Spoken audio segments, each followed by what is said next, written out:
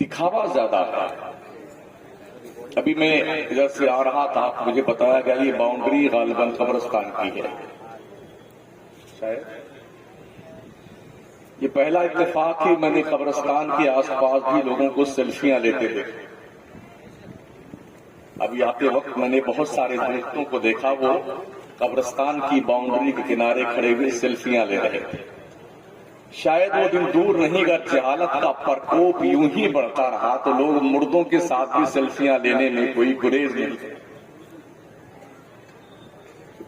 یہی وہ جگہ ہے جو جائے عبرت ہے جسے قبرستان کہتے ہیں. اور جب یہی لوگ گلی ڈنڈا کھیلنے لگ جائیں تو پھر کس کو خوف آئے گا؟ کس سے آدمی ڈرے گا؟ تو کم از کم قوم میں اتنی تعلیمی بیداری تو ہو کہ اچھائی اور برائی کی تمیز تو پیدا ہو جائے. ابھی گزشتہ ہفتے ایک ویڈیو میں نے دیکھی، ہمارے ملک کے کچھ بچے جامعہ ازہر مصر کی طرف پڑھنے گئے تھے. اس میں کچھ ایسے بھی تھے جو دینی شغف کم رکھنے والے، ماڈرن تہذیب کے دل دادا. تو فرعون کی ڈیڈ باڈی کے پاس بھی میں نے انہیں فاتحہ پڑھتے دیکھا. کم از کم اتنا شعور بیدار ہو ہماری قوم کے اندر، بچوں کا، لوگوں کا، وہ یہ سمجھ تو سکیں یار فاتحہ کہاں پڑھنی چاہیے اور کہاں نہیں پڑھنی چاہیے. فرعون کی ڈیڈ باڈی کے پاس میں وہ بچے فاتحہ پڑھ رہے ہیں. جہالت اتنی زیادہ کوٹ کوٹ کر ہمارے یہاں بھری ہوئی ہے تو یہ ہمارے مدرسے کتنا علاج کریں گے، کتنا علاج کریں گے. ویسے بھی ہماری قوم کا جو مزاج ہے مدرسوں کے تعلق سے، مدرسے میں وہی بچے بھیجے جاتے ہیں پڑھنے کے لیے جو کسی جگہ نہیں چلتے ہیں. ہر مدرسے، ہر اسکول سے جو بچے ریجیکٹ ہو جاتے ہیں الا ماشاءاللہ، وہی بچے مدرسے میں بھیجے جاتے ہیں پڑھنے کے لیے جو مند بدھی ہوں یا کچھ کم پڑھے لکھنے میں انٹرسٹڈ ہوں یا شکل و صورت کے اعتبار سے بھی کچھ ٹھیک ٹھاک نہ ہو، یا ایک ہاتھ چھوٹا ہو گیا ہو یا ایک پیر تھوڑا عذر ہو گیا اس میں. ایسے بچے لا کے مدرسے میں ڈال دی جاتے ہیں. یہ کہیں نہیں چلتا ہے مولانا صاحب، آپ اسے چلائیے. لیکن کیا مدرسے کے اندر پڑھانے والے مدرسین کا یہ کم احسان ہے کہ جو بچے کہیں نہیں چلتے ہیں ان بچوں کے دل کی تختی پر 30 پارہ یہ لوگ لکھتے ہیں. جو بچے کہیں نہیں چلتے نا ان کے دلوں کی تختی پر 30 پارے یہاں لکھ دیے جاتے ہیں. اگر آپ مدرسوں کو گرین بچے دیں، بہترین بچے جو مائنڈڈ ہیں، جو جینیس بچے ہوں، تو پھر وقت کا غزالی آج بھی پیدا ہو سکتا ہے، امام رازی آج بھی پیدا ہو سکتے ہیں. مگر ضرورت اور شرط اس بات کی ہے کہ آپ اپنے اچھے بچوں کو مدرسے بھیجیے. اچھے بچے تو کالج میں بھیجے جاتے ہیں، یونیورسٹی میں بھیجے جاتے ہیں، کانوینٹ اسکول میں بھیجے جاتے ہیں. اور جو بچے گھر کے اوپر بوجھ ہوتے ہیں الا ماشاءاللہ وہ مدرسے بھیجے جاتے ہیں. مدرسے چلتے کیسے ہیں؟ لوگوں کے تعاون سے. اسکول اور کالج میں پیسہ دے کر کے لوگ اپنے بچوں کو پڑھاتے ہیں اور 2 پوئم اگر سنا دے اگر کے انگلش کے ٹوینکل ٹوینکل لٹل اسٹار تو ابا اماں سب کے دماغ میں بھوت سوار ہو رہا ہے میرا بچہ انگریزی جان گیا. وہ مائیں فخر کر سکتی ہیں جن کے بچوں کے سروں پر آج حفظ کی دستار رکھی گئی. وہ باپ بھی فخر کر سکتا ہے، اس خاندان کے لوگ فخر کر سکتے ہیں جس خاندان کے حوالے سے اسلام کے پیغمبر نے فرمایا ایک حافظ قرآن اپنے خاندان کے 10 لوگوں کی شفاعت کر کے جنت میں لے کے جائے گا. یہ گارنٹی نہ ڈاکٹر بننے پہ دی گئی ہے، نہ انجینئر بننے پہ دی گئی ہے، نہ لائر بننے پہ دی گئی ہے. یہ گارنٹی قرآن کا حافظ بننے پر دی گئی اور گارنٹی دی اس نے ہے جس کی زبان پر خدا بولا کرتا وَمَا يَنْطِقُ عَنِ الْهَوَىٰ إِنْ هُوَ إِلَّا وَحْيٌ يُوحَىٰ. اے لوگوں میرا مصطفیٰ اپنی مرضی سے کچھ نہیں بولتا، جب بھی بولتا ہے تو اس زبان اس کی ہوتی ہے، زبان پر اس کے خدا بولا کرتا ہے۔ یہ اس پیغمبر نے گارنٹی دی۔ مدرسے ہمارے بہت ہی قسم پرسی کے عالم میں چل رہے ہیں، کشمیر سے لے کے کنیا کماری تک الحمدللہ دورہ کرتے ہیں۔ 90% مدرسوں کا حال یہ ہے، کہیں کی اینٹ کہیں کا روڑا، بھانمتی نے کنبا جوڑا، دروازہ بن گیا ہے تو کنڈی لگنی باقی ہے، کہیں کھڑکیاں ٹوٹی ہوئی ہیں، کہیں بازو ٹوٹا ہوا ہے، باتھ روم میں بھی کبھی کبھی دروازے نہیں ہوتے ہیں، دروازے ہیں تو کنڈیاں نہیں ہیں۔ ایک بار دھوکہ میں ہم بھی پھنس گئے تھے، اندر بیٹھ تو گئے لیکن اب دیکھا تو وہاں کنڈی نہیں، وہ تو خیر ہوا کوئی آیا نہیں۔ تو یہ حالات ہمارے ہیں۔ جو لوگ پیسہ لے کر کے آپ سے، فیس لے کر کے، ڈونیشن لے کر کے، باضابطہ طور پر اس کے علاوہ کتابوں کی فیس، کتابوں کا اس کے اوپر الگ سے چارج لے کر کے، ڈریس کا چارج لے کر کے، سب کمیشن کھا کر کے پڑھاتے ہیں، ان کا احسان تو آپ بہت مانتے ہیں۔ کیا خیال ہے آپ کا؟ مدرسے میں خوراک کی فیس اگر کہیں ہے تو کم سے کم ہے خوراک کی فیس 500 روپے 400 روپے، یہ خوراک کی فیس ہے۔ پڑھنے کی کوئی فیس نہیں مدرسوں میں، ہم نے پورے ملک میں دیکھا ہے، پڑھنے کی کوئی فیس نہیں ہے۔ اکثر مدرسوں میں بچوں کو باضابطہ طور پر اگر بیمار پڑ جائیں تو ان کا علاج بھی فری کروایا جاتا ہے۔ بے شمار بچوں کو کپڑے اپنی طرف سے مدرسوں سے دی جاتی ہیں۔ یہ سارا اہتمام کرنے کے بعد بھی کیا ہماری قوم کے لوگوں کو اس بات کا احساس نہیں ہوتا ہے اگر مدرسے زندہ نہ رہے تو پھر آپ زندہ کیسے رہیں گے؟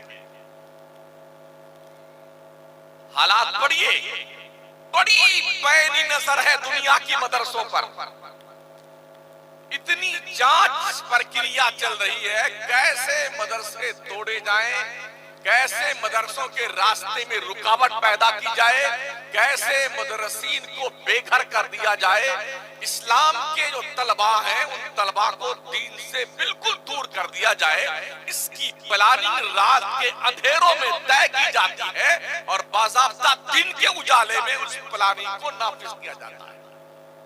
کب آپ جاگیں گے؟ کب ہوش کی آنکھیں کھولیں گے آپ کو حیرت ہوگی یہ سن کر کے، ابھی گزشتہ ہفتے میں اپنے پڑوسی ملک پاکستان میں باضابطہ طور پر مدر ملک کا بینک کھولا گیا ہے۔ مائیں اپنا دودھ لا کر کے بینک میں جمع کریں، جیسے خون جمع کیا جاتا ہے نا، ایسے مائیں اپنا دودھ لا کے بینک میں جمع کریں اور اس کا انہیں معاوضہ دیا جائے گا، اور باضابطہ NGO اس کی طرف سے تیار کیا گیا ہے، اب وہ دودھ دوسرے بچوں کو پلایا جائے گا۔ کیا خیال ہے آپ کا اگر کسی عورت کا دودھ کوئی بھی بچہ اس پیریڈ میں جو مدت رضاعت ہے ایک گھونٹ پی لے تو وہ بچہ اس عورت کا رضائی بچہ بن جاتا ہے؟ علماء بیٹھے اس سے پوچھیں وہ دودھ کتنے بچے پیئیں گے اور کتنے بچے پی کے پروان چڑھیں گے اور بچیاں پروان چڑھیں گی؟ کس کس کی کب شادی کب سے ہو جائے رضائی بھائی اور رضائی بہن کی؟ یہ اس طرح سے ایک ناپاک حربہ پڑوسی ملک میں آزمایا جانا شروع کیا گیا۔ دیر نہیں لگے گی اس ملک میں یہ بلا آنے سے، اس لیے کہ جتنی بلائیں پڑوسی ملک میں ہیں بہت جلدی ہمارے ملک میں وہ بلائیں آ جاتی ہیں۔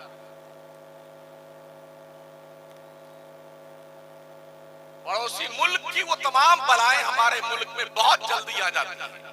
شاید آپ کو پتا ہو ایک زمانہ ابھی 5-6 سال پہلے گزرا ہے جب ایک برائی معرض وجود میں وہی آئی تھی کہ میرا جسم میری مرضی، یہ نعرہ اسی ملک میں دیا گیا تھا۔ می ٹو، یہ بےہودگی کا نعرہ اسی ملک سے آیا ہے، ہمارے ملک میں۔ می ٹو کا مطلب جب سے لڑکا لڑکی بالغ ہوئے ہیں تب سے لے کے اب تک انہوں نے کتنے گناہ کیے ہیں اسے اوپنلی بتاؤ کہ میں نے یہ گناہ کیا ہے۔ اسے جنگل کا انسان نہ کہا جائے تو کیا کہا جائے؟ میرا جسم میری مرضی میں جو چاہوں سو کروں، مجھے کوئی انٹرفیئر نہیں کر سکتا ہے، نہ باپ نہ ماں نہ رشتہ دار۔ اسے جنگل کا قانون نہ کہا جائے تو کیا کہا جائے؟ افسوس اس بات کا ہے ان بلاؤں میں وہ لوگ گھرے ہیں جو مسلمان ہونے کا دعویٰ کرتے ہیں، اور یہ برائی ہمارے معاشرے اور ہمارے ملک میں بھی پرویش کر چکی ہے۔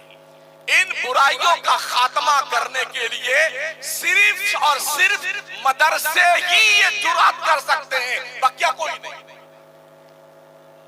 اس لیے مدرسوں کو زندہ رکھنا ضروری ہے، مدرسوں کو فروغ دینا ضروری ہے۔ اپنے گھر سے زیادہ اچھا گھر رسول اللہ کا بناؤ، مدرسے رسول اللہ کا گھر ہے، مسجدیں اللہ کا گھر ہے، مدرسے رسول اللہ کا گھر ہے۔ او مسلمان، اپنے رسول کے گھر کو اچھا بنا۔ جب لوگ دیکھنے آئے نا تو انہیں احساس ہو نہیں یار مدرسہ بڑا اچھا ہے، چٹائی بچھی ہوئی ہے، آدھی پھٹی ہوئی ہے،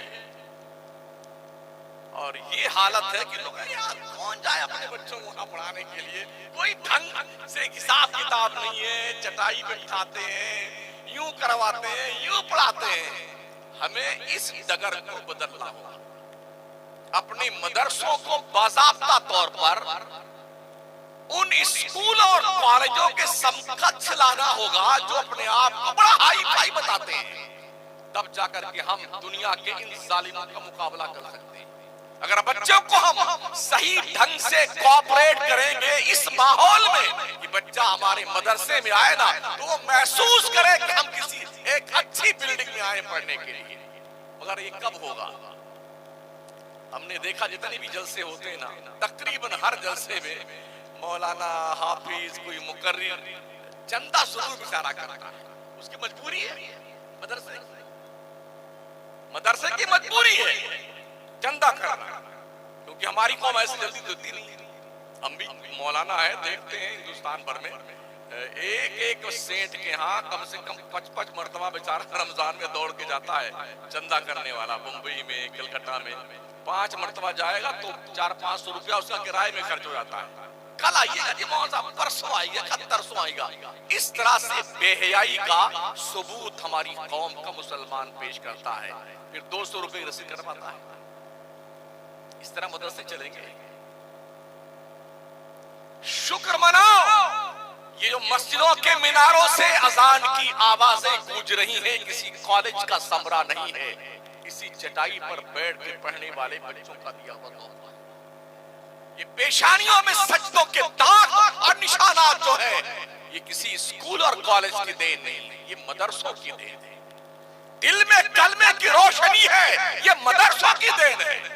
بڑوں کا ادب و احترام محفوظ ہے، یہ مدرسوں کی دین ہے۔ کہاں بیٹھے ہیں؟ آج تو حالت یہ ہے، ڈاکٹر، انجینئر، لائر بننے والے اپنے بوڑھے ماں باپ کو لے جا کر کے بھرتی کر دیتے ہیں اولڈ ہاؤس میں۔ ابا آپ یہیں رہیے، امی جان آپ یہیں رہیں۔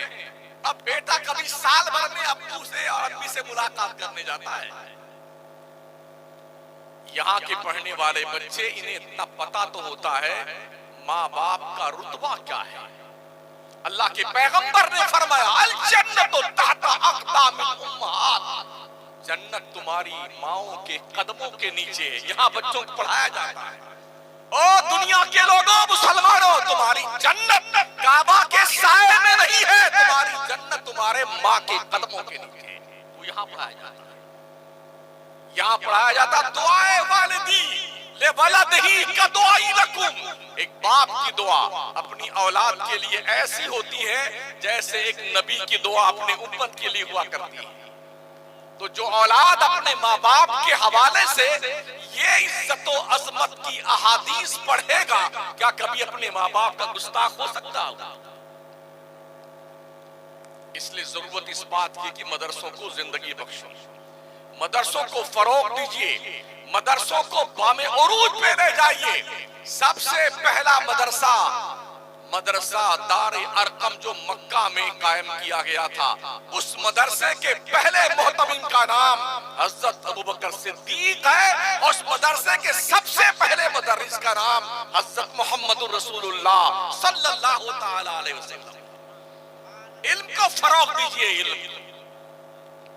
پیارے آقا صلی اللہ تعالی علیہ وسلم کے پیارے دیوانوں، ہمارے نبی علیہ السلام نے ارشاد فرمایا ہے اطلب العلم ولو بالسین، علم تلاش کرو چاہے تمہیں چین تک کا سفر کیوں نہ کرنا پڑے۔ یہ بھی فرمان میں نے پڑھا، ماں کی گوشت سے لے کے قبر میں پہنچنے تک علم حاصل کرو۔ جب ہمارے حضور مکہ سے ہجرت کر کے مدینہ تشریف لائے تو پتہ ہے دین کی تعلیم حاصل کرنے کا ذوق و شوق کیا تھا صحابہ کا۔ حضرت عمر فاروق اعظم رضی اللہ تعالی عنہ، وہ اپنے پارٹنر سے جن کو حضور نے ان کا بھائی قرار دیا تھا، یہ کہا کہ آج آپ حضور کے پاس پڑھنے جاؤ گے، میں دندہ کرنے جاؤں گا۔ جو آپ پڑھ کے آئیں گے وہ مجھے سکھائیں گے، اور جو میں کما کر لاؤں گا آدھی کمائی تمہیں دوں گا۔ اور دوسرے دن حضرت عمر پڑھنے آتے حضور کی بارگاہ میں، ان کے پارٹنر کمانے جاتے، حضرت عمر جو سیکھتے اپنے پارٹنر کو سکھاتے، ان کا پارٹنر جو کماتا آدھی کمائی لا کے حضرت عمر کو دیتا۔ یہ طور طریقہ تھا دین کو فروغ دینے کا، علم کو حاصل کرنے کا، علم کو سیکھنے کا۔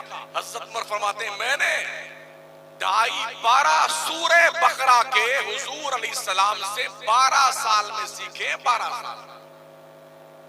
بچے نے حفظ قرآن کیا کتنے دن میں کیا ہوگا؟ 3 سال تو لگا ہوگا لگ بھگ۔ اس بچے نے 3 سال میں قرآن پاک حفظ کیا۔ یہ مطلب منیمم عمر یہی ہے حفظ کرنے کی، 3 سال، 2.5 سال، 2 سال۔ ویسے ماشاءاللہ یہ بھی دیکھا گیا ہے 6 مہینے میں بچوں نے قرآن حفظ کیا ہے، جیسا دماغ ہو بلکہ جیسا اللہ کا فضل ہو۔ اور سب سے بڑا ریکارڈ تو ہمارے آقا نعمت سیدی سرکار امام محمد رضا نے قائم کیا ہے۔ صرف 1 مہینے رمضان شریف میں، وہ بھی مغرب اور عشاء کے بیچ میں قرآن یاد کرنا، حضور صدر الشریعہ کو سنانا، اور پھر وہی پارا تراویح میں سنانا۔ گویا 1 مہینے کے اندر 1 گھنٹہ پڑھ کر کے اعلیٰ حضرت نے قرآن سنایا۔ اللہ فرماتا ہے نا وَلَقَدْ يَسَّرْنَا الْقُرْآنَ لِلذِّكْرِ فَهَلْ مِن مُدَّكِرٍ، ہم نے قرآن کو یاد کرنے کے لیے آسان بنا دیا ہے کوئی یاد کرنے والا؟ کوئی یاد تو کرو بھیا۔ ہمارے کتنے مسلمان ہیں جن کو سورہ فاتحہ بھی نہیں آتا، بڑھا گیا ہے ایک دم، قبر میں پیر لٹکا لیا ہے، نہ سیکھتا ہے اور نہ بتاتا ہے کہ نماز میں کیا پڑھتا ہے۔ کسی کو انا اعطینا بھی یاد نہیں۔ جو ہم نے پوچھا کئی ایسے لوگوں سے تو ان کا جواب یہ تھا بس ٹھیک ہے، ایسے نیت باندھ کے کھڑے ہوتے ہیں، امام کے پیچھے نماز پڑھ لیتے ہیں، اور اکیلے پڑھتے ہیں تو بس ٹھیک ہے، کان ہاتھ لگے، نیت باندھ لی، اور ایسے من میں گدگداتے رہتے ہیں، پڑھتے کچھ نہیں ہے، یاد ہی نہیں ہے۔ اور یاد اس لیے نہیں کرتے ہیں کہ یار حافظ جی تو عمر میں ہم سے چھوٹے ہیں، ہم 70 سال کے ہو گئے ہیں، اور یہ ابھی 20 سال کا 15 سال کا لڑکا ہے، اس کے سامنے آ کے ہم سیکھیں گے تو ہماری بڑی بے عزتی ہو جائے گی۔ تو یا تو آپ سیکھ کر کے شریف بن جائیے، قرآن پڑھنے والا بن جائیے، یا اسی جہالت میں مر جائیے کہ آپ نے قرآن پڑھا بھی نہیں ہے اور اللہ کے قانون کو جانا بھی نہیں ہے۔ فیصلہ آپ پر ڈیپینڈ ہے کہ آپ کرنا کیا چاہتے ہیں۔ اسلام جہالت کا مذہب نہیں ہے، اسلام اساکھرتا کا مذہب نہیں ہے، اسلام اگیانتا کا مذہب نہیں ہے، اسلام جنگل میں جانور بن کے گھومنے کا مذہب نہیں ہے، اسلام کوالیفیکیشن کا نام ہے، اسلام کوالیفائیڈ بننے کا نام ہے، اسلام گریجویشن کا نام ہے، اسلام پڑھائی لکھائی کا نام، اسلام ریسرچ کا نام ہے۔ آج ہمارا بچہ جب کالج میں جاتا ہے نا تو جب وہ پڑھتا ہے سائنس ٹیسٹ لوگوں کو، سائنس دانوں کو، تو آ کر کے بڑا چرچا کرتا ہے، ارے یار آئنسٹائن کتنا مائنڈڈ تھا، گلیلو وہ کتنا بڑا سائنسداں تھا، جی نیوٹن کتنا دماغ والا تھا۔ دوستو عزیزو یہ بھی پڑھو کہ امام رازی کون تھا، غزالی کون تھا، ابو ریحان البیرونی کون تھا؟ ابن رشد کون تھا؟ یہ وہ سائنسداں ہیں کہ جتنے سائنسداں کے ہم نے نام لیے ہیں نا، ان سائنسدان مسلم کی چوکھٹ پر کشکول گدائی لے کے بھیک مانگنے والے لوگ ہیں۔ اور ماضی قریب کی بات کروں تو بریلی کی چٹائی پر بیٹھ کر کے تنہا ایک مرد قلندر نے 107 علم و فن پر کتابیں لکھی ہیں، دنیا اسے امام احمد رضا کے نام سے جانتی ہے۔ اور سائنس میں وہ مہارت ہے، وہ مہارت میں کہتا ہوں آج کی تاریخ میں پوری دنیا کے سائنسدان کو ہم بریلی کی چوکھٹ پر کشکول گدائی لے کے بھیک مانگتے ہوئے دیکھتے ہیں۔ وہ سائنٹسٹ اعلیٰ حضرت کسی کالج میں پڑھنے نہیں گئے تھے، یونیورسٹی میں پڑھنے نہیں گئے تھے، باضابطہ طور پر کسی اسکول میں نام نہیں لکھوایا تھا، صرف 5 استاد ہیں اعلیٰ حضرت سرکار کے، 5 گھر میں رہ کے پڑھاتا، مگر چونکہ یہ فضل الہی ہوتا ہے، اللہ جس سے چاہتا ہے اپنا فضل عطا فرماتا ہے، ذالک فضل اللہ یؤتیہ من یشاء، یہ اللہ کا فضل ہے جسے چاہتا عطا فرماتا ہے۔ پوری دنیا کے انسانوں کو ہم چیلنج کرتے ہیں، امام احمد رضا جیسا سائنسداں تو لے کے آؤ۔ ہم نے تو صرف اس اینگل سے انٹروڈکشن کروایا ہے۔ اعلیٰ حضرت کون تھے؟ جی وہ میلاد کا ثبوت انہوں نے دیا ہے، فاتحہ کا ثبوت انہوں نے دیا ہے، مزاروں پہ جانے کا ثبوت انہوں نے دیا ہے، چادر چڑھانے کا ثبوت انہوں نے دیا ہے۔ کبھی اس اینگل سے بھی ہم نے دیکھا اعلیٰ حضرت کو کیا اعلیٰ حضرت نے کیا کیا ثبوت دیے؟ جب سائنس پہ بحث کرنے آئے ہیں نا تو ایسی چندی کی چندی کر ڈالی سائنس۔ جتنے سائنسداں تھے نا اس دور میں سارے لوگ انکش پدندہ تھے، کسی اسکول میں نہ پڑھنے والا، ایک چٹائی پر بیٹھ کر پڑھنے والا شخص اتنا بڑا علم جفر کا، علم کیمیا کا، علم نجوم کا، فلکیات کا، ارضیات کا اتنا بڑا ماہر، سمندر کے اندر زمین کیسے پھیلتی ہے، کیسے سکڑتی ہے، سمندر کے پانی کے اندر کتنے کتنے دور تک آگ کی خندقیں پائی جاتی ہیں، اس پر ریسرچ دیکھنا ہے تو اعلیٰ حضرت کتابوں کا مطالعہ۔ یہ سائنس ہے۔ 1000 آیتیں ہیں قرآن مقدس میں جو ہمیں سائنس کی طرف اشارہ کرتی ہیں۔ سائنس مظاہر قدرت، مظاہر فطرت سے بحث کرتی ہے، اور قرآن بھی کیا کہتا ہے؟ افلا تعقلون، افلا تنظرون، افلا تتفکرون، افلا یتدبرون، افلا یتفکرون، فاعتبروا یا اولی الابصار، فاعتبروا یا اولی الالباب۔ قرآن نے بھی پڑھنے والوں کو اپنی طرف متوجہ کیا ہے، ریسرچ کرنے کے لیے، تحقیق کرنے کے لیے، پڑھنے کے لیے، سوچ وچار کرنے کے لیے۔ افسوس اس بات کا ہے کہ جس کے پاس یہ قرآن نہیں ہے، ہمارے پاس سے قرآن لے جا کر کے یہودی پڑھتا ہے کتب خانوں سے، عیسائی پڑھتا ہے، نان مسلم پڑھتا ہے، وہ چاند پہ پلاٹنگ کر رہا ہے، زمین کے معدنیات نکال رہا ہے، خزانے نکالتا ہے پہاڑوں سے، لوہا، سونا، چاندی، تانبا، پیتل، جستہ، یہ نکالتا قرآن پڑھ پڑھ کر کے۔ اور جس کے پاس قرآن کا خزانہ موجود ہے، اس قوم نے صرف اس قرآن کو مردوں کی بخشش کے لیے سنبھال کر رکھا۔ روزانہ سویرے کسی کی عادت ہے ایک پاؤ، آدھا پاؤ، ایک پارا یا ایک رکوع پڑھتا ہے۔ بڑے ہی ذمہ داری کے ساتھ عرض کرتا ہوں، شاید کوئی نکلے کہ جس نے قرآن مقدس کا پورا ترجمہ اب تک پڑھا، مجھ سمیت شاید کسی نے پڑھا پورے قرآن کا ترجمہ اور تشریحات تو اس کی ہیں، وقت ہی نہیں ہمارے پاس۔ تو جو ہم پڑھیں گے ہی نہیں قرآن کو، اور قرآن کیا ہے؟ اللہ اکبر، ولا رطب ولا یابس الا فی کتاب مبین، خشکی اور تری کی ہر چیز قرآن مقدس میں موجود ہے۔ موجود کیسے ہے؟ تبیان لکل شے، ہر شے کا کلیئر بیان موجود ہے، ہمیں فرصت کہاں ہے پڑھنے کی؟ راستہ چلیں گے تو اخبار پڑھتے رہیں، اور جب سے موبائل کی دادی اماں تشریف لائی ہیں تو ہر گھر میں ہر ایک دوسرے سے بیگانہ موجود ہے، کوئی پڑھتے لکھتا نہیں ہے۔ اتنی فکر ضرور ہے کہ جلدی سے دیکھو کس کا میسج آیا ہے، کس نے کیا فرمایا ہے۔ یعنی کہ نماز کی نیت باندھنے کے بعد بڑی مشکل سے لوگ نماز ختم تک جو ہے صبر کر پاتے ہوں گے، اور جیسے سلام پھیرتے جھٹ سے موبائل لا الہ الا اللہ محمد رسول اللہ بھی شاید پڑھنا بھول جاتے ہو، پہلے موبائل دیکھتے کسی کا کوئی میسج تو نہیں آیا۔ یہ حالات ہمارے بگڑے ہوئے۔ اگر اس بگاڑ کا علاج ہم نے نہ کیا تو یاد رکھنا آپ کی مسلم ہونے کی جو آئی ڈی ہے یہ بھی ختم ہو جائے گی، آپ پہچانے نہیں جائیں گے مسلمان ہونے کی حیثیت سے۔ دنیا وہ کام کر رہی ہے۔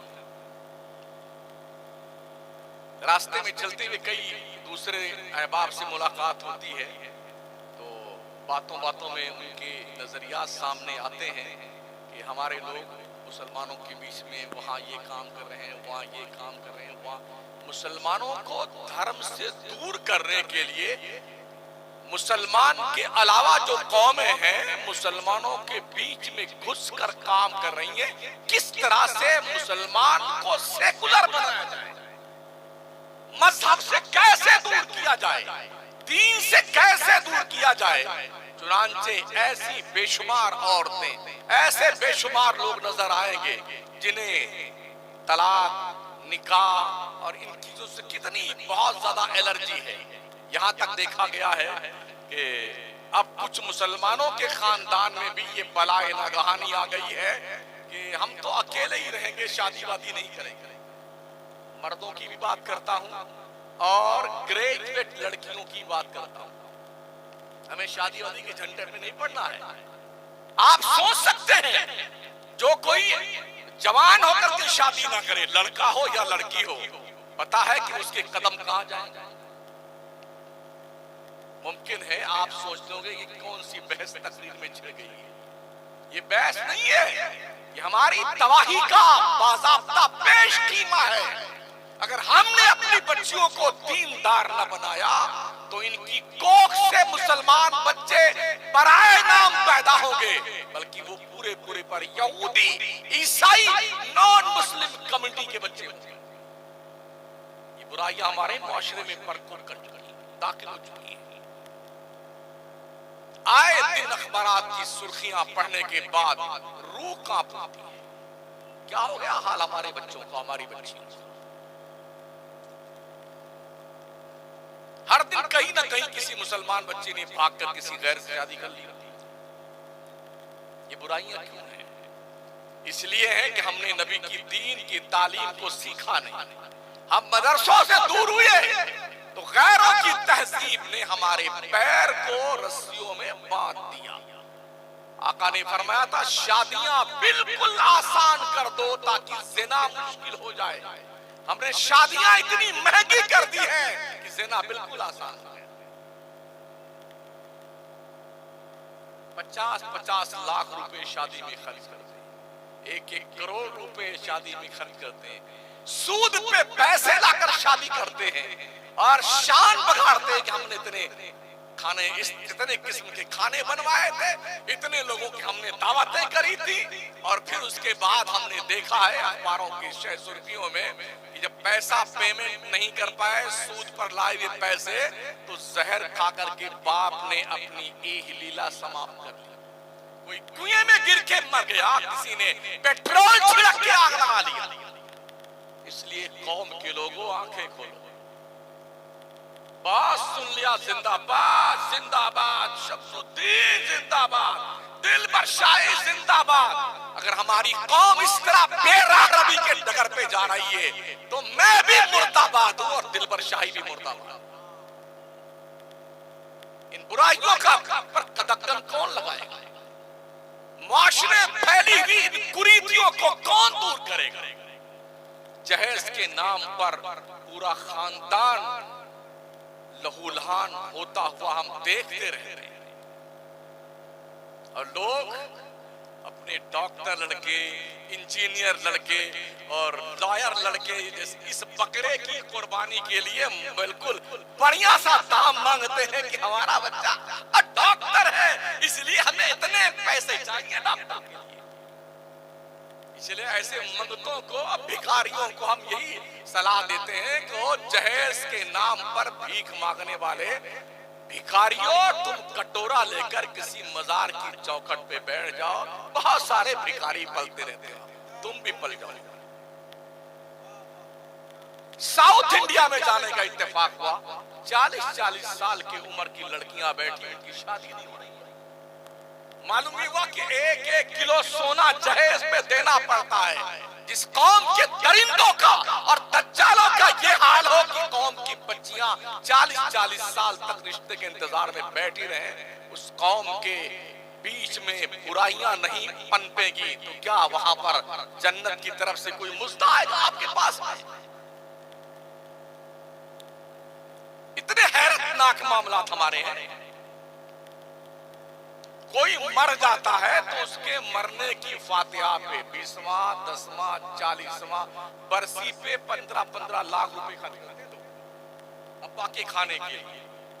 اسی مردود سے کہہ دو کہ مدرسہ فیض الرضا میں ایک کمرہ بنوانے میں حضرت دھندا بہت مندہ چل رہا ہے، اب مر گئے۔ مدرسے میں کم از کم 1-2 کولر لگوا دیجئے، بڑی گرمی ہے۔ انشاءاللہ دیکھیں گے حضرت، دیکھیں گے۔ اور یہاں اپنی ناک اونچی کرنی ہوتی ہے نا، 1 کروڑ روپے مسلمانوں نے خرچ کی شادی۔ ہمارے راجستھان میں باضابطہ طور پر ہم نے دیکھا ہے، جب ان کے شہر میں ہال نہیں ملا ان کی مرضی کے مطابق تو 80 لاکھ روپے کا ہال بک کیا ہے، جیسلمیر میں جا کر کے اپنے بچوں کی شادی وہاں کری۔ 500 روپے کی ایک پلیٹ سے لے کے 1500 روپے کی پلیٹیں ہوتی ہیں۔ کیا ہم سے کھانے کے لیے پیدا ہوئی؟ مجھے نہیں پتا آپ کی اس گاؤں میں شہر میں کتنی مسجد ہے، 3 ہے۔ نمازی کتنے مجھے پتا نہیں، اس لیے کہ آج میں 26 نماز پڑھاؤں شام کی جہاں میں ٹھہرا ہوں، لیکن جو صورت عین کی ہے وہی غین کی ہے۔ پورے ملک میں ہم سنیوں میں نمازی کم ہیں، اس لیے کہ جنت پہلے لیے بیٹھے ہوئے۔ ہاں، جنت پہلے اسے جیب میں رکھتے ہیں، ابھی جنت میں جائیں گے۔ بیٹا جمعہ میں نہیں دکھتا، جنت میں ضرور جائے گا۔ اس کے باپ کی کوئی ٹھیکیداری چلتی ہوگی۔ یہ کانفیڈنس آتا کہاں سے ہے آپ کو؟ جن کے پاس کنفرم ٹکٹ ہے جنت کے، VIP کے ٹکٹ۔ حضرت صدیق اکبر وہ رات بھر روتے تھے اللہ کے ڈر سے، فرماتے کاش میں بکری کا بچہ ہوتا، لوگ ذبح کر کے مجھے کھا جاتے، اللہ کو حساب کیسے دوں؟ کاش میری ماں مجھے پیدا نہ کرتی، رب کو کیا جواب دوں؟ یہ وہ ہے جن کی نیکیاں آسمانوں کے ستاروں سے کہیں زیادہ ہے۔ ایک بار اما عائشہ صدیقہ رضی اللہ تعالیٰ عنہا نے دیکھا آسمان کے ستارے سب نکلے ہوئے، آقا علیہ السلام سے پوچھا حضور یہ بتائیے کیا کوئی ایسا بھی بندہ ہے جس کی نیکیاں آسمان کے ستاروں کے برابر؟ تو ان کو امید یہ تھی کہ ابھی میرے ابا کا نام لیں گے حضرت عائشہ۔ تو خلاف توقع میرے نبی نے فرمایا ہاں عائشہ وہ عمر ہے جس کی نیکیاں آسمان کے تاروں کے برابر۔ تو اما عائشہ تو میرے ابا کی نیکیاں کہاں گئی؟ میرے ابا کی نیکیاں کہاں گئی؟ آقا نے فرمایا عائشہ عمر کی یہ ساری نیکیاں ابو بکر کے ایک نیکی کے برابر نہیں ہے جو غار ثور میں تھی۔ وہ سرکار ابو بکر اس طرح روتے ہیں جیسے بچہ ماں سے لپٹ کے روتا ہے، اللہ کے ڈر سے۔ کنفرم ٹکٹ جنت کا ہے ان کے پاس۔ حضرت عمر جن کی شان میں قرآن کی آیتیں اتری، نبی کے فرمان موجود ہے، لو کان بعدی نبی لکان عمر بن الخطاب، اگر میرے بعد کوئی نبی آنا پاسبل ہوتا عمر نبی بن کے آتا۔ وہ کیسا روتے تھے اللہ کے ڈر سے، آنسو بہتے بہتے دونوں گال پر نالی بن گئی۔ کنفرم ٹکٹ تھا جنت کا، حضرت عثمان غنی، مولا علی، عشرہ مبشرہ، وَكُلَّ وَعْدَ اللَّهُ الْحُسْنَى، ہر صحابی نبی کو نبی نے قرآن کے زبان میں جنتی ہونے کا وعدہ دیا۔ وَكُلَّ وَعْدَ اللَّهُ، اللہ نے ہر صحابی سے جنت کا وعدہ فرمایا۔ یہ کیوں روتے تھے اللہ کے ڈر سے؟ انہیں تو کانفیڈنس ہونا چاہیے تھا نا، ہم کنفرم ٹکٹ لیے بیٹھے جنت کا۔ کیا نمازیں ان کی چھوٹتی تھی؟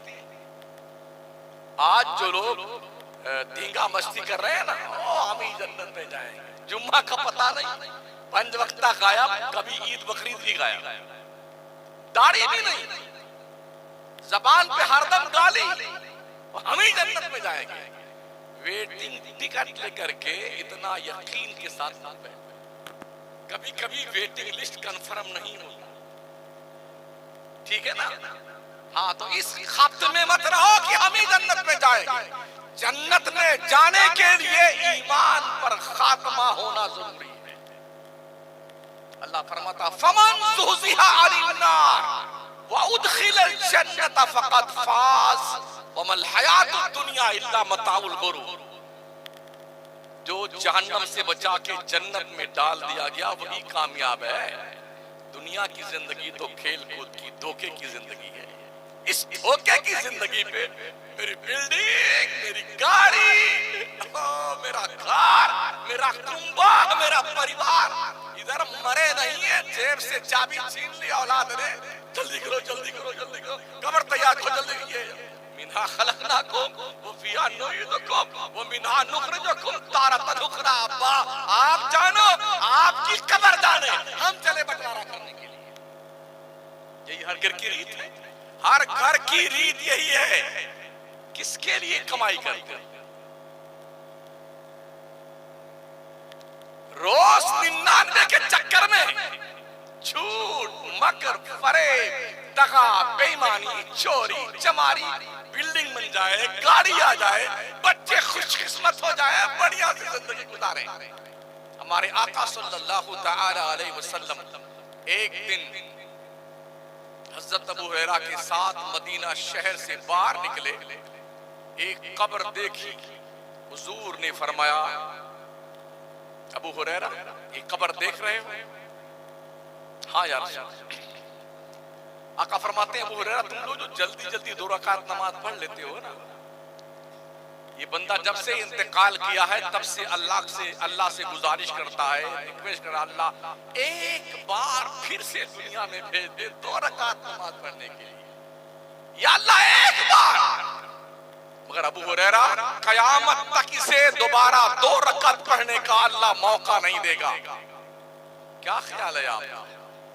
او جمعہ گل کرنے والوں، مسجد کے مؤذن کی صدا کو صدائے بصہرا ثابت کرنے والوں، مسجد کے سامنے بیٹھ کے گپیں لڑانے والوں، قبرستان کی گیلری کے پاس فوٹو کھچوانے والوں، سیلفی لینے والوں، کچھ سوچا تم نے؟ کچھ غور کیا تم نے؟ جتنے لوگ اب تک دفن ہو چکے ہیں ذرا قبر کے قریب جا کے ان کی خیریت پوچھو، دادا جان کیسے ہو، ابا حضور کیسے آپ، امی جان کیسی طبیعت؟ ہم تو باہر ہیں، ہوا بہت کم چلتی ہے، جان نکل رہی ہے، آپ کی قبر میں تو کوئی پنکھا بھی نہیں لگا ہوا ہے، اے سی بھی نہیں لگی ہوئی ہے، ایک بھی کمکما نہیں ہے، اندھیری کوٹری میں کیسے رہتے ہو آپ لوگ؟ امام اہل سنت فرماتے ہیں اندھیرا گھر، اکیلی جان، دم گھٹتا دل اکتاتا، خدا کو یاد کر بندے وہ ساتھ آنے والی۔ اب بھی ڈر نہیں لگتا، اب بھی احساس نہیں ہوتا ہے۔ انشاءاللہ اگلے جمعہ سے پڑھیں گے نماز، انشاءاللہ اگلے جمعہ سے، انشاءاللہ اگلے جمعہ سے، کہیں ایسا نہ ہو کہ پیرالائسس کے شکار ہو جاؤ۔ ہم نے دیکھا ہے بیٹے، ایک دم مشٹنڈے، ایک کنٹل کے ایسے آتے مسجد،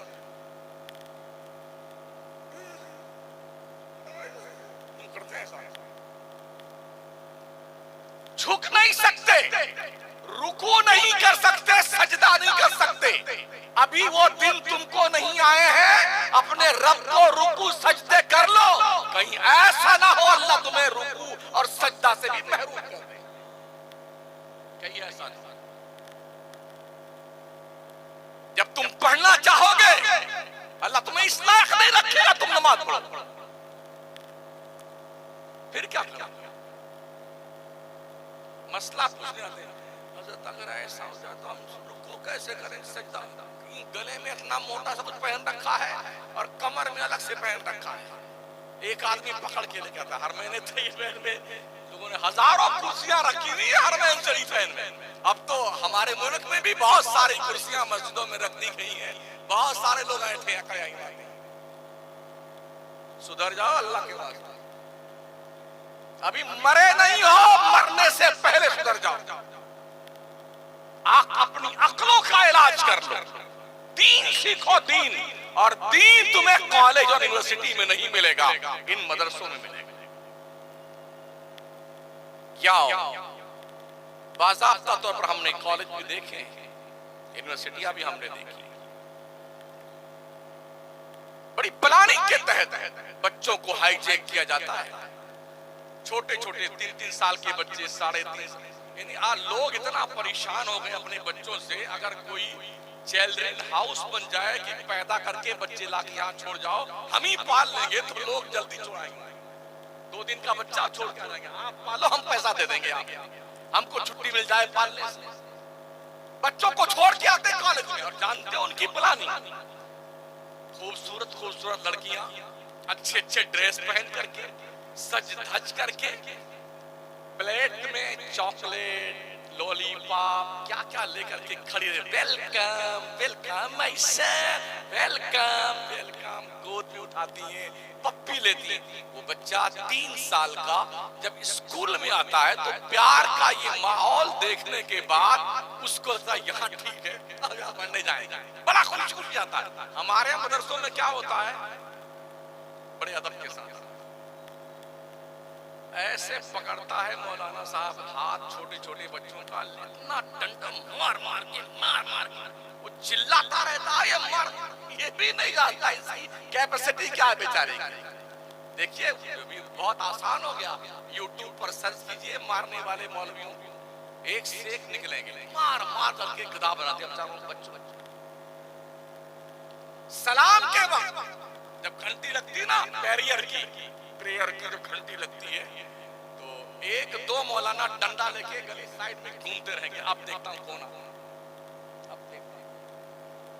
जैसे कोई बच्चा अंदर इंटर हुआ सलाम के शुरू होने के बाद, उधर रुक जा, बेचारा डर के मारे के नहीं तो पेशाब कर मारे, किनारे खड़ा हो गया, उधर किनारे खड़ा। जब सलाम से फारिग हुए, इधर आ जाओ, दे मार। अल्लाह के बंदो, इतना मत मारो कि बच्चे मदरसे को बैतुल ज़रब समझ लें। अगर मदरसे को मार पिटाई का घर बच्चे समझ लेंगे तो बच्चे पढ़ने नहीं आएंगे। इन्हें प्यार दीजिए, मोहब्बत दीजिए, ताकि बच्चे आपके करीब आए और फिर इन्हें आप दीन की तालीम सिखाएं। बहुत कमियां हैं हमारे अंदर, हमें उन कमियों को दूर करने की जरूरत है साथी। वरना याद रखना, जमाना आपको ऐसे खड्डे में ढकेलने को तैयार है, बस गिरने की देरी है, हम एकदम किनारे खड़े हुए हैं। सर्च कीजिए अपने आप, फिक्र कीजिए। आप चलिए ना रास्तों में, लोग टून कसते हैं, हम तो अपना आईडी प्रूफ छुपा नहीं सकते। कुर्ता पजामा तो हमारा है ही, माशाअल्लाह, दाढ़ी शरीफ भी है, सुभान अल्लाह, टोपी भी है, सब लगी रहती है, तो हम तो दूर से ही पहचाने जाते हैं कि मुसलमान है, मौलाना है, हाफिज है, कारी साहब वगैरह वगैरह। आम आदमी जो सिर्फ पैंट बुशर्ट में रहता है, दाढ़ी नहीं रखता है और टोपी नहीं लगाता है, तो वो तो कॉमन सेंस रहती है, ये सब में चल जाता है, लोग पहचान नहीं पाते। लेकिन हमें दूर से लोग पहचानते हैं, हमें वो टोन भी झेलने पड़ते हैं। जो लोग पीछे से आवाज कसते हैं, पाकिस्तानी है, ये फलाना है, ये कहाँ जा रहा है पाकिस्तान, आतंकवादी, ये जुमले हमको सुनने पड़ते हैं। सुन करके इस कान से निकाल देना पड़ता है। हमारे प्रति, हमारे ताल्लुक से سے دنیا کی سوچ کیا ہے، ہمیں اس سوچ کو بدلنے کے لیے پڑھنا ہوگا اور صرف پڑھنا ہوگا۔ پڑھیے اور اپنا مقام پہچانیے۔ آج کی تاریخ میں قوم مسلم کے ہر مرض کا علاج صرف تعلیم ہے، صرف تعلیم۔ 20 سال سے 25 سال تک کے لیے ٹھان لو کہ مجھے صرف پڑھنا ہے اور صرف پڑھنا ہے، آپ کے ہر دکھ درد کا علاج یہ 20 سال 25 سال کا آپ کا بنواس ہوگا۔ دنیا پڑھ کر یہاں تک پہنچی بھائی صاحب، اس لیے پڑھیے، دیندار بنیے اور نمازیں بھی پڑھیے، سنیے نمازیں۔ ایک ضروری مسئلے کو کلیئر کر دوں، میں نے کئی تقریر میں کہا تھا کہ ہر وہابی کافر نہیں ہوتا ہے۔ کچھ دوستوں نے اس پر آبجیکشن کیا ہے، اس پوائنٹ کو کلیئر کر دوں میں۔ ہر وہابی کافر نہیں ہوتا ہے، اس کے ساتھ میں نے یہ بھی کہا تھا کہ وہ لوگ جو وہ ملائن اربع، 4 وہ مرتد اسلام کے دائرے سے خارج جن پر اعلیٰ حضرت سرکار نے، علماء حرمین طیبین نے جن 4 مولویوں پہ ان کی کفری عبارات کی بنیاد پر کفر کے فتوے لگائے ہیں۔ اگر کسی بھی وہابی کو اس کا پتہ نہیں ہے، وہابی گھر میں پیدا ہوا بہت سارے 50% ایسے ہیں جنہیں پتہ نہیں کہ وہابیت کیا ہے، وہ سمجھتے ہیں یہ نماز روزہ نہیں بلکہ یہ نیاز فاتحہ کے جھگڑے کا نام سنی وہابی ہے۔ 50% ایسے لوگ ہیں۔ تو ایسے لوگوں کے پاس جب وہ عبارت پڑھ لے، پڑھ کے سمجھ لے، اور اگر پڑھے نہیں ہے تو وہ عبارتیں سن لے، سن کر سمجھ لے، اب اگر وہ اس کو فالو کرتے ہیں تو وہ کافر ہیں۔ یہ میں نے اس تقریر میں کہا تھا، لوگوں نے آبجیکشن کیا اس پر۔ اعلیٰ حضرت سرکار امام احمد رضا فاضل بریلوی فتاوی رضویہ شریف کے 6ویں جلد میں تحریر فرماتے ہیں، جن کے عقیدے مذبذب ہوں ان کے ساتھ سختی سے نہ پیش آؤ، نرمی سے پیش آؤ، انہیں اپنے قریب لاؤ، انہیں دین سمجھاؤ، نرمی کے جو فائدے ہیں وہ سختی کے نہیں۔ یہ اعلیٰ حضرت کا فتویٰ۔ شارح بخاری حضرت علامہ مفتی شریف الحق صاحب قبلہ رحمت اللہ تعالی علیہ اپنی فتاوی کے جلد 2 فتاوی شارح بخاری کے غالباً 336 نمبر پیج پر شارح بخاری تحریر فرماتے ہیں کہ ہر وہابی کافر نہیں ہے۔ میں نے یہ پوری عبارت دونوں پیج 3 پیج 2.5 پیج سمیت اور شارح بخاری شریف کے شارح مفتی شریف الحق صاحب کے فتاوی شارح بخاری کی پوری جلد دلبر بھائی کے اس پر واٹس ایپ پہ میں نے بھیج دی، اس کو پڑھ لیجئے گا، سمجھ لیجئے گا۔ میں نے وہی کہا ہے کہ حضور شارح بخاری مفتی شریف الحق صاحب قبلہ امجدی علیہ الرحمہ نے۔ ہم بالکل کسی کافر کے طرفدار نہیں ہیں، چاہے اس کی داڑھی 1 میٹر کی ہو چاہے 10 میٹر کی ہو، لیکن ہم کسی بھی غیر کافر کو کافر کہنے کی بھی طرفدار نہیں۔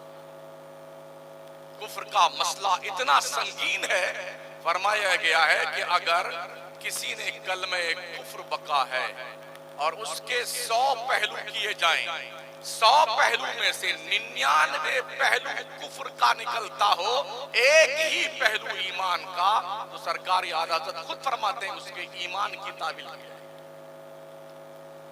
یہی وجہ ہے اسماعیل دہلوی جیسے دجال زمانہ کے 77 کفریات گنوانے کے بعد بھی اعلیٰ حضرت جیسے محقق نے اسے کافر نہیں۔ ہمارے یہ کہنے کا مطلب نہیں ہے کہ وہابی میرا دوست ہے یا ہم وہابیوں کے دوست ہیں، جی نہیں، بچنا بہت ضروری ہے، لیکن کفر کے معاملے میں اتنا غیر محتاط ہونا بھی ٹھیک نہیں ہے کہ جو کافر نہیں ہے ہم اس کو بھی کافر بنا دیں۔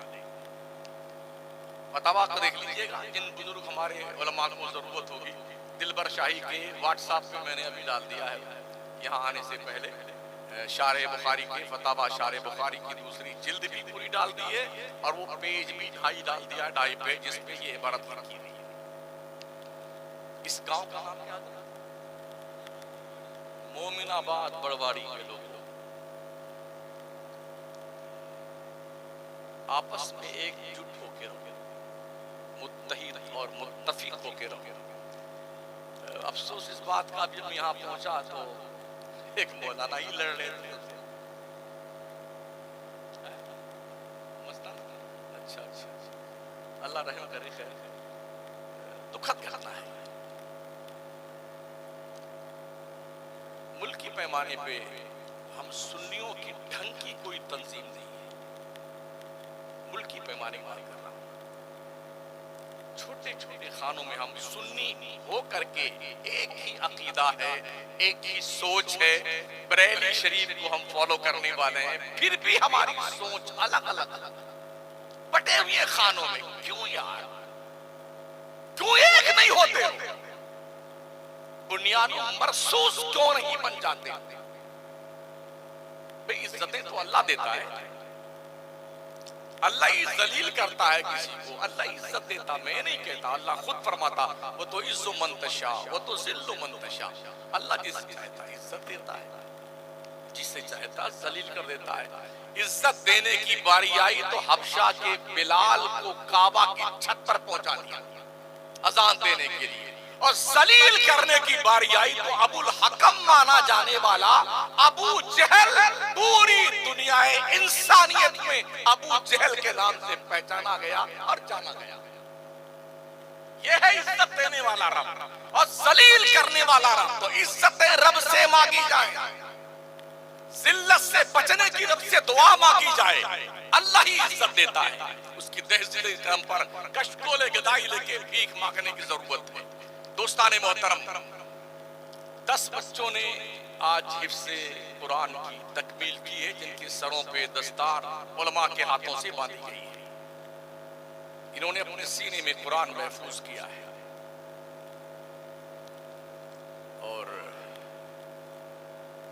آپ سمجھ سکتے ہیں 30 پارے کے جو حافظ ہوتے ہیں بچے، قرآن جیسی وہ عظیم المرتبت کتاب جس کا بوجھ برداشت کرنے کی صلاحیت پہاڑ نہیں رکھتا ہے۔ لو انزلنا ھذا القرآن علی جبل لرأیت خاشعا متصدعا من خشیۃ اللہ۔ اگر میں قرآن پہاڑوں پہ اتارتا تو اے مخاطب تو دیکھتا اللہ کی خشیت سے پہاڑ ریزہ ریزہ ہو جاتا۔ پہاڑ جس بوجھ کو برداشت نہیں کر سکتا، مسلمان کا میرے خیال سے 11 سال کا بچہ ہوگا، 12 سال، ٹھیک ہے، اس بچے کے دل نے وہ 30 پارے کا بوجھ برداشت کیا جو پہاڑ نہیں برداشت کر سکتا۔ پہاڑ کتنا مضبوط ہوتا ہے، کتنا سخت ہوتا ہے، اور دل گوشت کا ایک لوتھڑا ہوتا ہے نا، 100 گرام کا یا 150 گرام کا وہ دل ہوتا ہے۔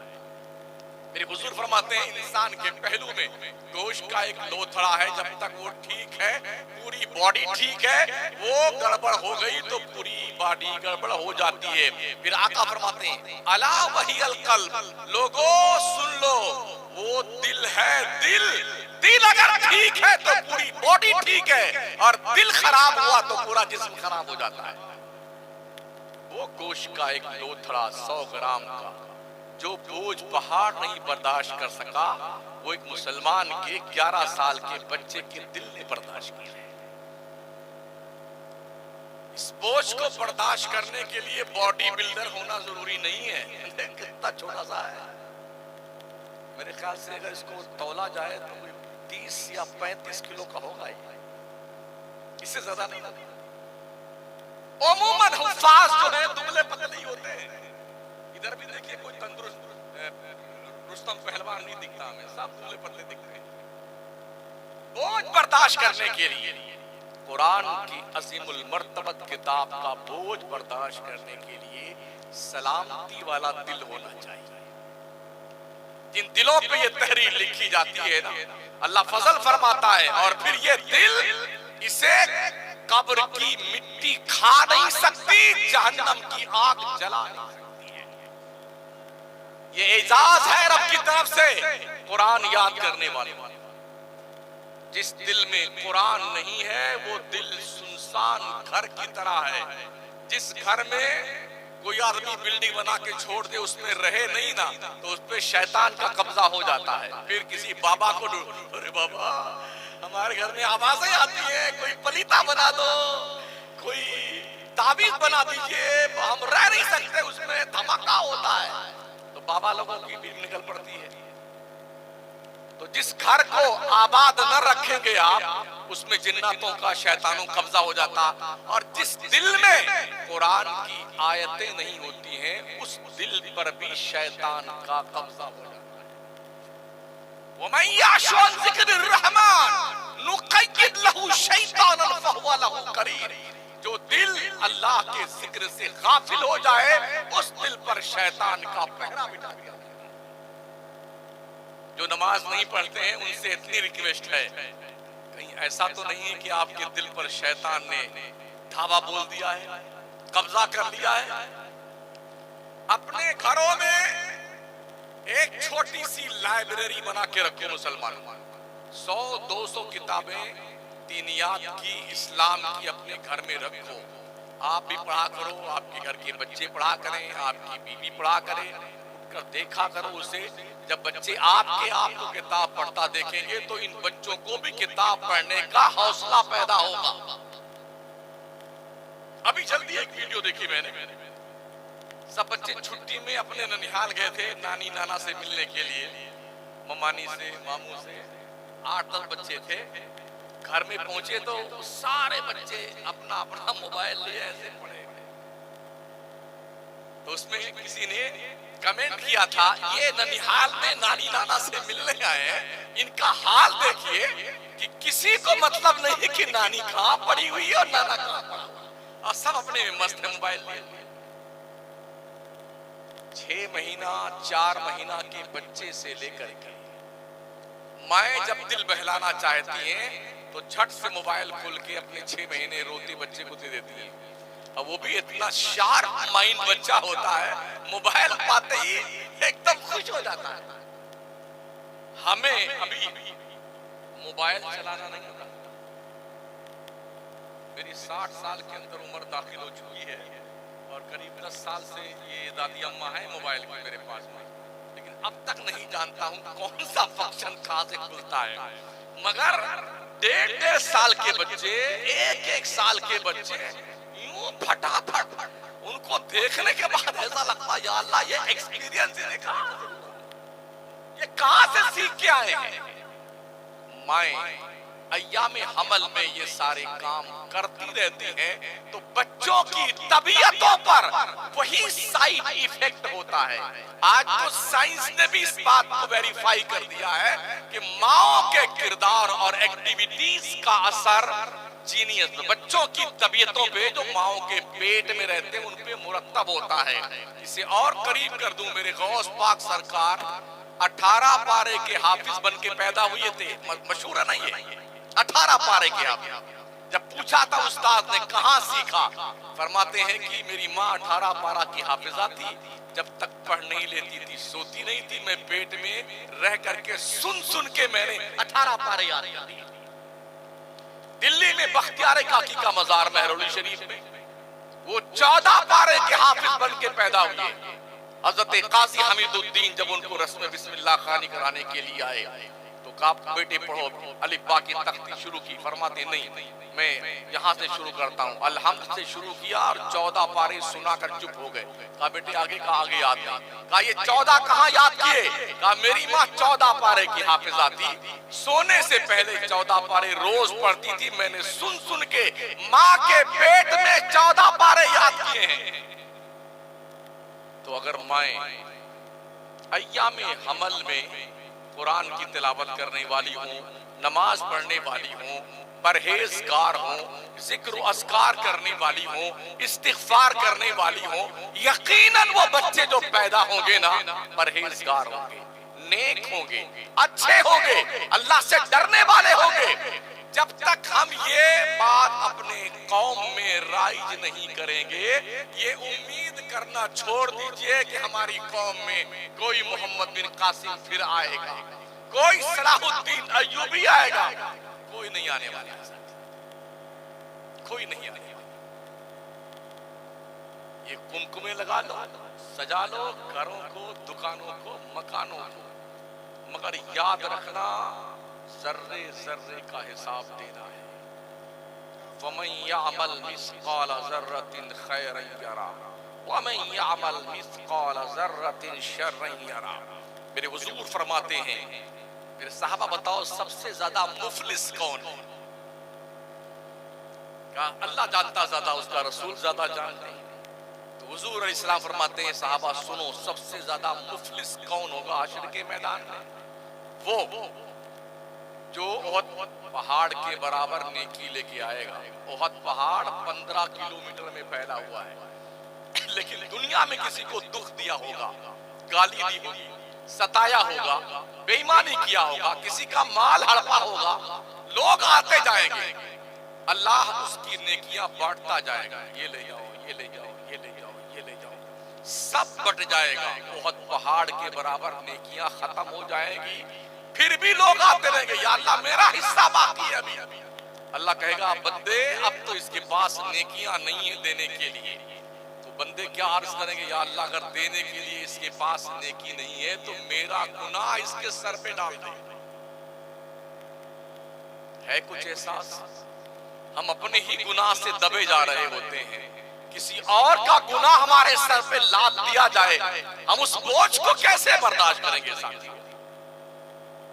اختتام کی طرف چلتا ہوں۔ ہم نے جنت کا بہت ذکر سنا ہے، ایسی جنت، ویسی جنت، کیا خوشبو، کیا حور، کیا گلمان، ماشاءاللہ بیٹے دل میں لڈو پھوٹ رہے جنت کا نام سن سن کر کے۔ جہنم کا بھی نام سنا نہیں سنا؟ سن لو سن لو، اور جو لوگ اس خبط میں مبتلا ہیں چاہے کچھ بھی کرو، ہمارے پیر صاحب ہم کو جنت میں لے کے جائیں گے۔ اللہ قسم بہت مارے جاؤ گے، اتنا مارے جاؤ گے شکلیں بگڑ جائیں گے۔ یا رب نفسی نفسی، حشر کے میدان میں محبوبان بارگاہ کے علاوہ سب کا حال یہ ہوگا، یا رب نفسی نفسی، یا رب نفسی نفسی۔ ہمارے حضور کے علاوہ کم و بیش 1,24,000 انبیاء مرسلین کیا کہیں گے؟ اذهبوا الى غیری، آج میں تمہارے کچھ کام نہیں آتا، تم کسی اور کے پاس جاؤ، کسی اور کے پاس جاؤ۔ اور نبی کہیں گے اذهبوا الى غیری، میرے حضور کے لب پر انا لہا ہوگا۔ ہمارے مصطفیٰ کی شان بہت بلند ہے، تو آپ یہ سوچ کر کے اس خبطے میں مبتلا مت رہے۔ ہمارے پیر صاحب ہم کو جنت میں لے کے جائیں گے، انہی سے پوچھ لیں آپ جائیں گے جنت میں؟ ٹکٹ لے رکھا ہے آپ نے جنت کا؟ تو جہنم کا ذکر سن لیں 2-4-5 منٹ میں، تو اپنی گفتگو کو فل اسٹاپ۔ آپس میں اگر ہم جنت کو اشارہ دیتے ہیں، ماشاءاللہ کیا زندہ باد اللہ اللہ۔ جہنم اللہ کے سرکش باغی بندوں کے لیے بنایا گیا، ایک وقت کی نماز جان بوجھ کر بلا عذر شرعی چھوڑنے والوں سن لو کان کھول کر، 2,86,00,000 سال جہنم میں چلنا پڑے گا۔ ایک وقت کی نماز آپ نے کتنی چھوڑی ہیں جوڑ لیجئے، اور یہ بھی سن لو وہ سال کون سے دن کا ہوگا، یہ 12 گھنٹے والا نہیں ہوگا۔ وَإِنَّ يَوْمًا عِندَ رَبِّكَ كَأَلْفِ سَنَةٍ مِّمَّا تَعُدُّونَ، اللہ فرماتا ہے آخرت کا ایک دن دنیا کے 1,000 سال کے برابر ہے۔ تو 2,86,00,000 سال اگر ایک وقت کی نماز بلا اجر شرعی چھوڑنے والے کو جہنم میں جلنا پڑے گا، تو جس نے کئی سال تک نمازیں ہی نہیں پڑھی ہیں وہ کتنے دن تک جلے گا جہنم؟ سوچیے۔ اور روز سوچیے. میرے نبی فرماتے ہیں انت عبد اللہ کأنک ترا فإن لم تکن ترا فإنہ یرا. میرے بندو اللہ کی طرف سے اے میرے بندو تم اللہ کی عبادت ایسی کرو, تم ایسی عبادت گویا تم خدا کو دیکھ رہے ہو. اگر یہ کانفیڈنس نہیں جمتا تو اتنا تو یقین رکھو تمہارا رب تمہیں دیکھ رہا ہے.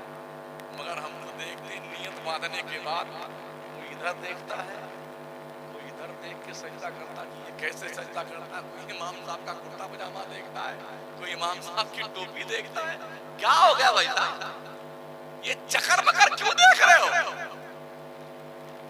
بارگاہ رسول میں جبریل آئے, ایک زور کا دھماکہ ہوا. حضور نے پوچھا جبریل یہ دھماکہ کیسا ہے؟ کہا یا رسول اللہ 70 سال پہلے جہنم کی مڈیر سے ایک پتھر جہنم میں ڈھکیلا گیا تھا, 70 سال کے بعد جہنم کی تہ میں پہنچا. یہ دھماکہ اس بال سے زیادہ باریک, تلوار سے زیادہ تیز, اس پل صراط پر سے سب کو گزرنا ہے. اگر تم یہ سمجھتے ہیں یہ مولانا لوگ قصہ کہانی سناتے ہیں, کوئی بات نہیں, انشاءاللہ پتہ چل جائے گا وہاں جانے کے بعد. سب کو گزرنا اس پر سے. جہنم کو اللہ نے اپنے سرکش اور باغی کافر بندوں کے لیے, مشرک بندوں کے لیے بنایا ہے. جانتے ہیں جہنمی کا یہ جو شولڈر ہے نا, شولڈر, اس شولڈر سے لے کے اس شولڈر تک اگر یہاں سے گھوڑے پہ بیٹھ کر کے کوئی گھڑ سوار دوڑائے گھوڑا اور میکسیمم دوڑاتا رہے, کہیں نہ رکے, 2 مہینہ لگے گا اس شولڈر سے اس شولڈر تک پہنچنے میں. جہنمی کا یہ شولڈر اتنا چوڑا کر دیا. دانت ہے نا, دانت, ایک دانت بہت پہاڑ کے برابر ہوگا جہنمی کا. ہمارے کتنے دانت ہیں؟ 32. احد پہاڑ کتنا بڑا ہے؟ 15 کلومیٹر. ایک دانت 15 کلومیٹر کا تو 32 دانت کتنے ہوں گے؟ میرے خیال سے 480 کلومیٹر. یہ 32 جو بیٹھائی جائے جہنمیوں کی 32 دانت کی تقریباً 480 کلومیٹر میں یہ بنے گا. اس پر تھوپڑا لگایا جائے کہ کتنا بڑا اس کا سر ہوگا اور اس کا جبڑا ہوگا کتنا بڑا, تصور کر سکتے ہیں. اور یہ جو ہمارا چمڑا ہے نا, چمڑا, جہنمی کا چمڑا 70 گز موٹا کر دیا جائے گا, 70 گز. اور جب جہنم کی آگ اس چمڑے کو جلا دے گی نا تو اللہ فرماتا ہے کلما نضجت جلودکم بدلناہم جلودا غیرہا لیذوقوا العذاب.